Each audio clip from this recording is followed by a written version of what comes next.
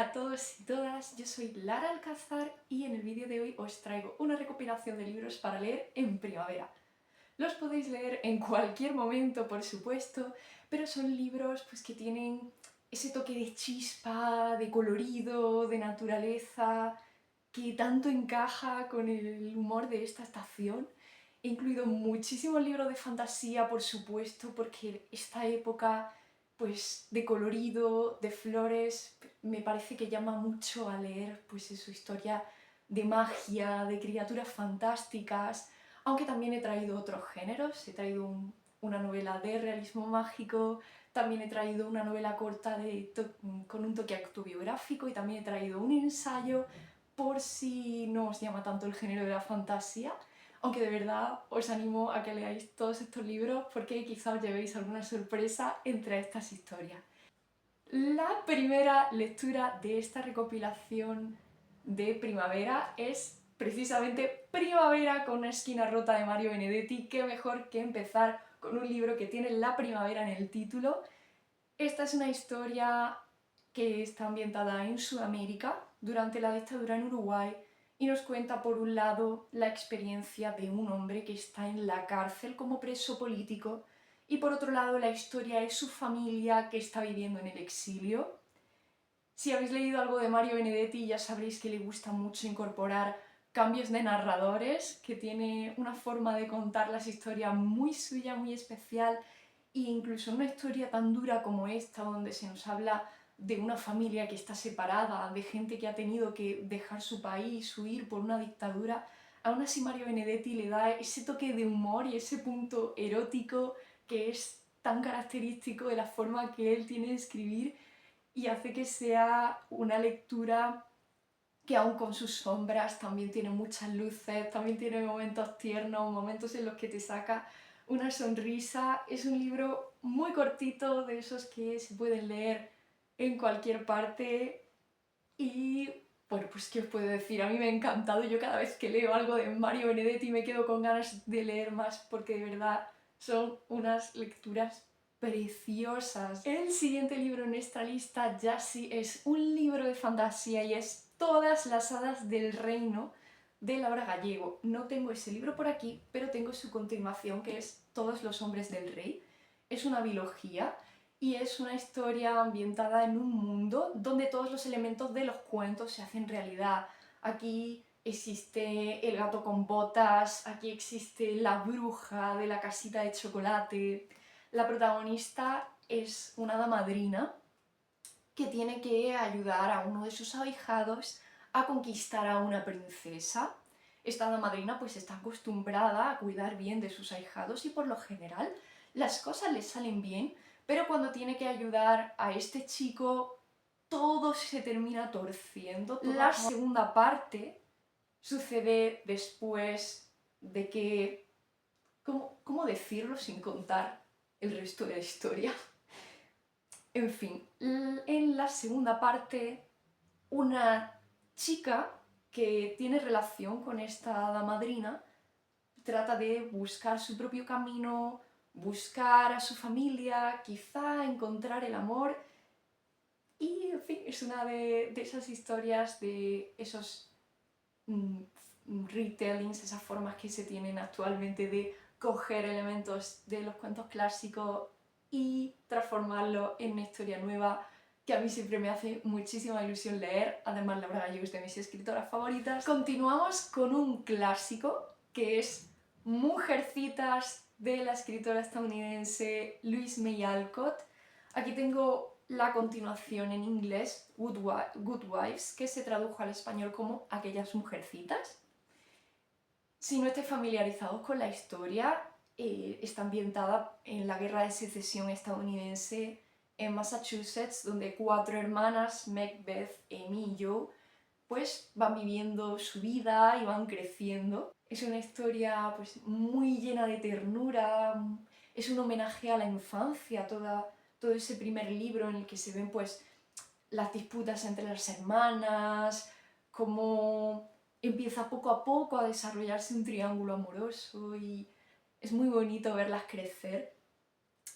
Good Wives, la continuación, nos cuenta ya pues los problemas que van afrontando cuando son adultas y cada una tiene que encontrar su camino. Y el siguiente libro es un cómic titulado Unboxing Pandora del escritor italiano Fabio Pia Manzini.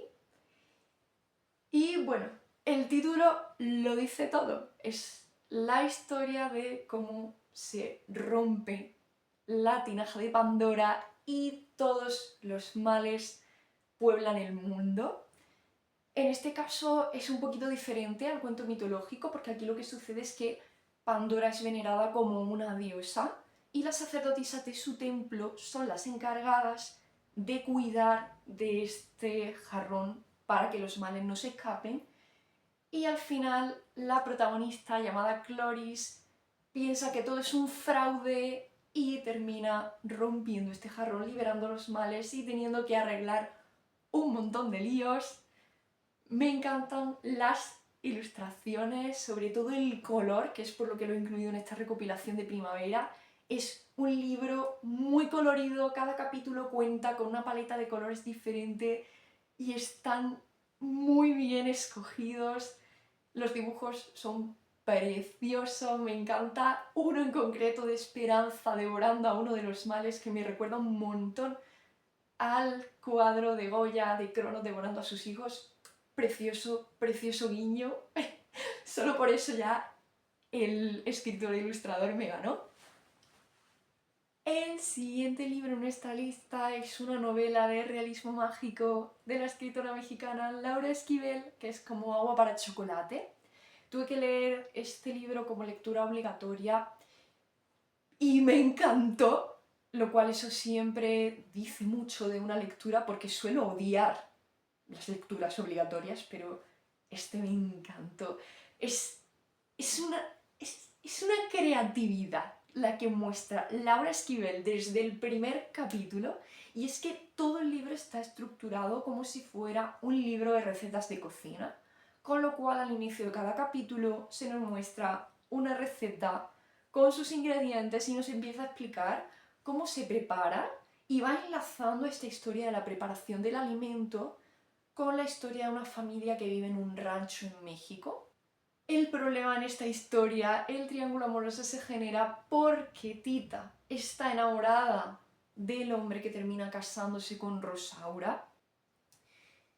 Pero lo que de verdad destaca esta historia, aparte de como he dicho que está en forma de libro de recetas, es que eso es realismo mágico. Estamos ante una historia aparentemente normal, ambientada en el mundo real, pero de repente te cuenta que cuando Tita nació lloró tanto que estuvieron barriendo sal del suelo. O te cuenta, por ejemplo, cómo cuando ella está triste y hace un pastel le sienta mal a la gente que lo come, las emociones que ella vuelca en la comida que prepara terminan influyéndole a los demás.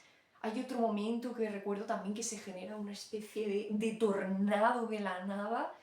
Y esos son precisamente los elementos del realismo mágico, ¿no? Toda esa exageración, todos esos elementos que nos llaman la atención porque no podemos concebir que sucedan en una narración que parece, por otro lado, tan realista. Y de verdad, te saca una sonrisa. Es muy divertido leer todas esas exageraciones y la creatividad que tiene Laura Esquivel para meter todas esas chispas de fantasía, esas chispas de magia en medio de su realismo. El siguiente libro es Jaulas de seda de las escritoras Iria G. Parente y Selene M. Pascual. Es la cuarta entrega de una saga ambientada en un mundo llamado Maravilla, pero cada historia cuenta con protagonistas diferentes, con lo cual si os acercáis a este libro sin haber leído los tres anteriores, no vais a tener mucho problema en entender qué está pasando. Sí que es verdad que podríais descubrir un poco de cómo han terminado los libros anteriores, aún así no me parece que sean detalles tan importantes como para impediros disfrutar de la lectura, pero si queréis acercaros a la saga entera, empezad por el primer libro y luego ya llegáis hasta aquí, y si no podéis empezar directamente con Jaulas de seda, que es la historia de una princesa llamada Ivy de Dion, que está a punto de casarse. Es también la historia de su prometido que llega a este reino a conocerla Y es, bueno, cuenta con todos esos elementos de la corte. La portada ya nos transmite el carácter de la novela, con todos esos tonos rosa, violetas, y es que es así. Ivy vive en una jaula de oro, en una jaula de seda, como hace referencia al título. Y a mí pues me encantan todas estas historias porque tienen que ver con las princesas, con los palacios, con ese mundo aparentemente tan sencillo, tan dulce, pero que luego encierra muchas intrigas y donde luego los cuchillos van acechando las espaldas de la gente. Ivy ha crecido pensando que tiene que casarse, pero a lo largo de la historia va a ir cambiando esta concepción que ella tiene y va a ir poco a poco encontrándose a sí misma más allá de las expectativas que tienen los demás. El personaje de Fausto, que es su prometido, me encanta, es precioso, enamora, es un personaje muy dulce, es de esos personajes que los quieres proteger, quieres tenerlos contigo para que no les hagan daño. Es ese tipo de personaje y me encanta la dinámica que tienen entre los dos y cómo se apoyan el uno al otro. Continuamos con la que probablemente sea la saga de fantasía más compleja que he leído, que es El archivo de las tormentas de Brandon Sanderson. En concreto, el que tengo aquí es la primera parte de la saga, que es El camino de los reyes, y ya veis que es una lectura de extensión considerable. Hace poco que terminé la segunda parte, Palabras Radiantes, que es incluso más largo que este tomo. Cada volumen de la saga es más extenso que el anterior. Brandon Sanderson es un maestro en la creación de mundos. La forma que él tiene de concebir los sistemas de magia me parece muy genuina, muy original y es además muy precisa. Es casi como si fuera ciencia. Yo ya venía de haber leído la trilogía principal de Nacido de la Bruma, donde pues también hay un sistema de magia increíble y un mundo chulísimo, pero es un mundo bastante oscuro. Llueve ceniza, el sol es rojo y de repente llego aquí al Camino de los Reyes, donde hay un montón de criaturas fantásticas, donde los colores están por todas partes, hasta en el vino, el color del vino es diferente dependiendo del efecto que produce en el cuerpo. Los colores de los ojos son muy importantes en esta historia. Los colores de las esferas que usan para iluminarse y que también usan como moneda. Las plantas que salen cuando llega la lluvia, que se esconden si alguien está cerca. Es una historia que incluso, a pesar de estar ambientada en una especie de desierto, en lo que se llaman las llanuras quebradas, que es un terreno donde hay mesetas separadas por grandes abismos, que puede sonar como bastante seco, bastante yermo, aún así es una narración que me transmite una idea de mucho color, de muy vibrante, como también nos muestran sus portadas. Es un mundo donde hay color por todas partes y es una historia, pues como digo, muy densa. Tenéis que estar acostumbrados a leer fantasía para disfrutarla en todo su esplendor, pero una vez que ya habéis superado ese, ese hito lector de leer libros tan largos, no os supondrá ningún problema y vais a disfrutar muchísimo. Así a grandes rasgos, esta es la historia de Kaladin, un chico que quiere estudiar para ser médico, pero al que las cosas le salen terriblemente mal y acaba siendo vendido como esclavo y obligado a servir en la guerra que se está librando en este escenario en las llanuras quebradas. Es también la historia de Shallan, que es una jovencita que persuade a la hija de un rey para que le permita estudiar con ella, pero que en realidad tiene un objetivo ilícito, que es robar un objeto muy valioso. Y es también la historia de Dalinar, un alto príncipe que también está combatiendo en esta guerra y que durante las altas tormentas tiene unas visiones extrañas y cree que se está volviendo loco. Cuando empiezas este libro no tienes idea de qué está pasando, porque hay una serie de capítulos donde vamos cambiando de personajes y parece que nada tiene que ver una cosa con la otra, pero poco a poco se va conectando todo y a medida que avanzas en el libro te vas dando cuenta de lo que ha creado Sanderson con esta saga, de toda la riqueza que tiene, de personajes, de magia, de mundo. De verdad, una saga que si os gusta la fantasía, os recomiendo encarecidamente.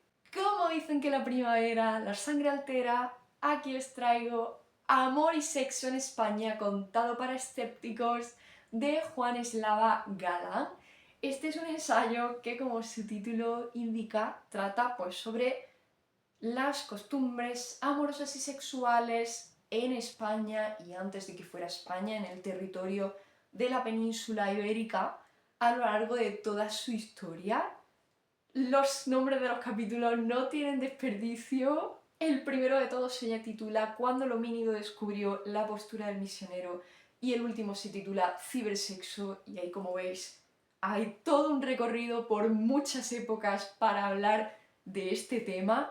Me resulta fascinante que el autor haya sido capaz de reunir tanta bibliografía para estudiar esto a lo largo de las distintas épocas.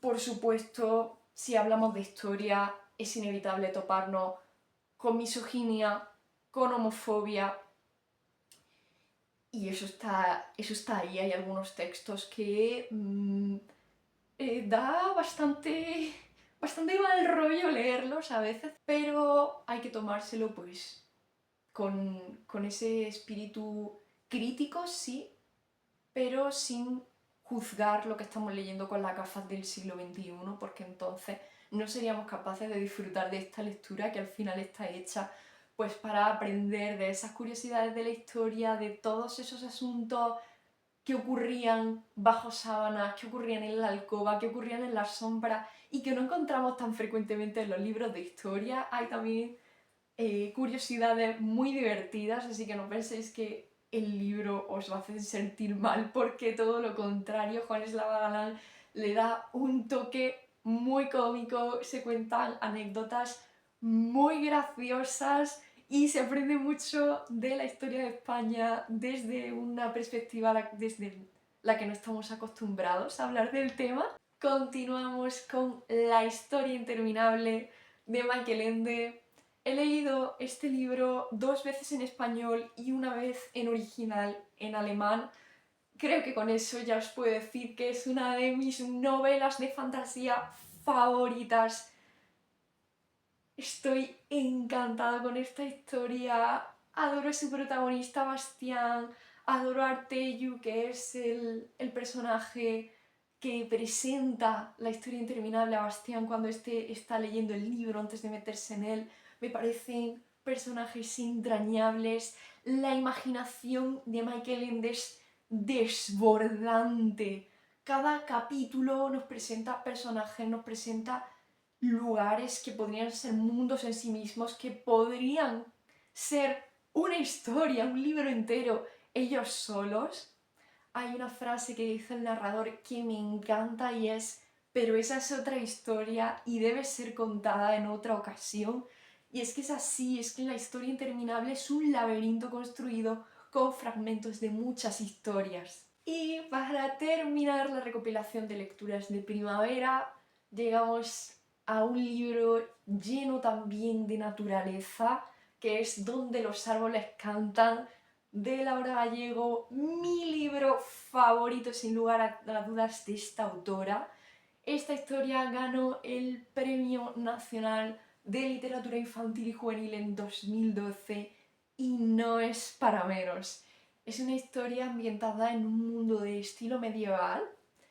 Vemos que los nobles disfrutan de la corte, de la vida en la corte, y que Viana de Rocagris es una joven que está muy ilusionada porque está a punto de casarse con su amado Robián en la primavera.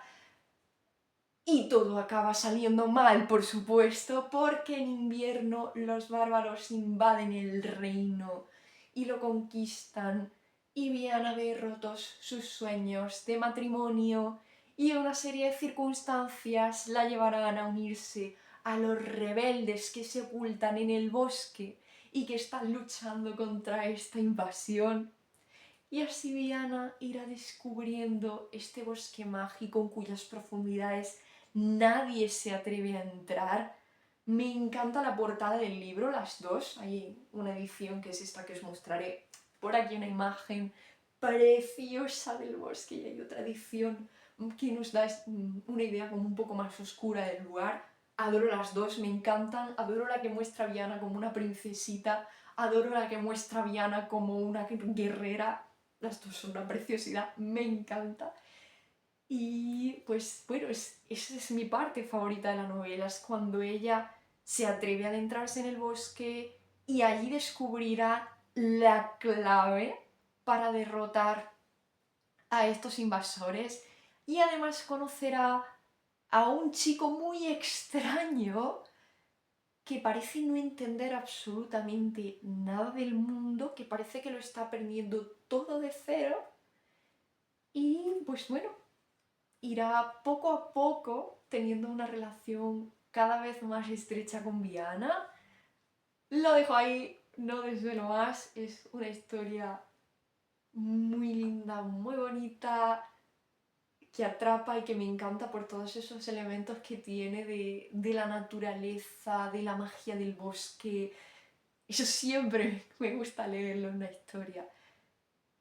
Y bueno, pues hasta aquí llegamos con estas recomendaciones de lecturas coloridas, de lecturas de fantasía, algunas no, pero casi todas de fantasía, lecturas donde está muy presente la naturaleza y la magia, que son ideales para esta primavera o para cualquier otra época del año. Me alegro mucho de haber compartido este momento con vosotros y con vosotras, y nos vemos en la próxima.